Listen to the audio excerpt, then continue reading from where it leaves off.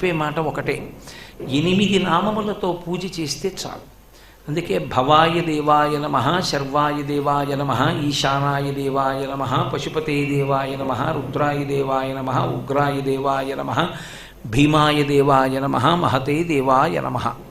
ఈ 8 నామముల చేత శివ పూజ పూర్తయిపోతుంది. ఈ 8 నామములకు పక్కన పత్ని అన్న మాటని కలిపితే అమ్మవారి పూజ పూర్తయిపోతుంది. భవస్య దేవస్య పత్ని నమః.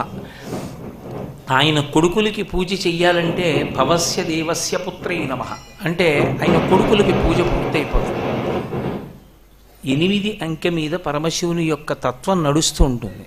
అందుచేత ఆయన నామములు కూడా 8 నామములే చెప్తాం.